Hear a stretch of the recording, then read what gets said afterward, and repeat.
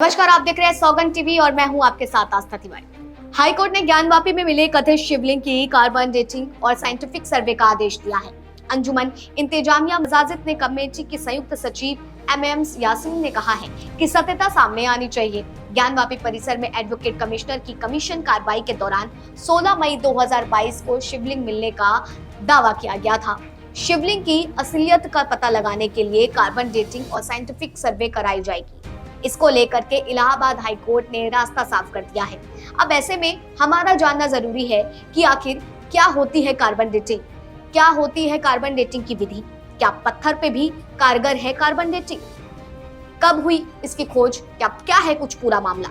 Carbon dating उस विधि का नाम है जिसका इस्तेमाल करके किसी भी वस्तु की उम्र का पता लगाया जा सकता है। इस विधि के माध्यम से लकड़ी, विजाणु, चमड़ी, बाल, कंकाल आदि की आयु पता की जा सकती है। यानी कि ऐसी हर वो चीज जिसमें कार्बनिक अवशेष होते हैं उनकी करीब करीब आयु इस विधि के माध्यम से पता की जा सकती है। इसी कारण वादी पक्ष की 4 महिलाओं ने ज्ञानवापी परिसर के सर्वे में मिली शिवलिंगनुमा आकृति की कार्बन डेटिंग या किसी अन्य आधुनिक विधि के जांच की मांग की है। दरअसल हमारी पृथ्वी के वायुमंडल में कार्बन के 3 आइसोटोप होते हैं जो कि पाए जाते हैं। ये कार्बन 12, कार्बन 13 और कार्बन 14 के रूप में जाने जाते हैं।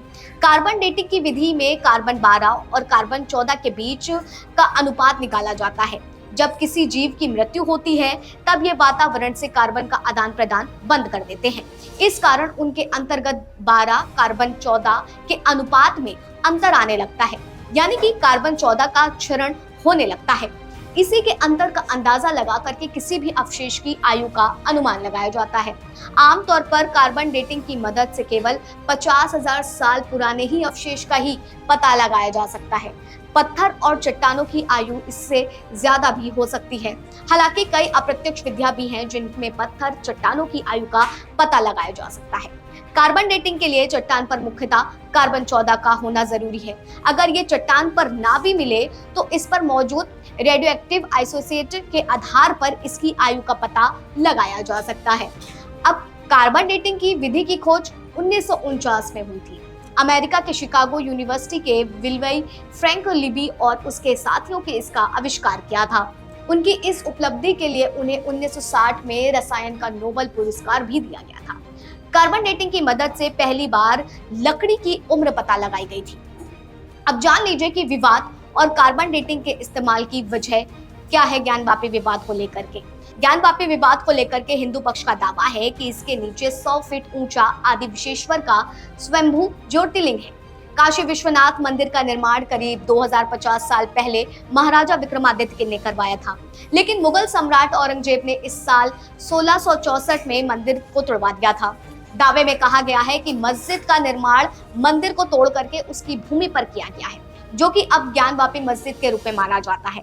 कार्बन डेटिंग में अगर शिवलिंग नुमा आकृति उस समय आसपास का पाई जाती है तो यह बड़ी कामयाबी होगी।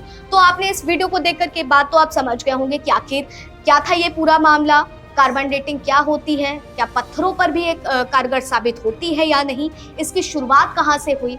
अब देखने वाला विषय यही रहेगा कि कार्बन डेटिंग के बाद इस पूरे मामले पर क्या कुछ हल निकल करके सामने आता है। तब तक के लिए आप बने रहिए सौगंध टीवी पर और हमारे चैनल को जरूर सब्सक्राइब करें। आप देख रहे हैं सौगंध टीवी, सौगंध वतन की।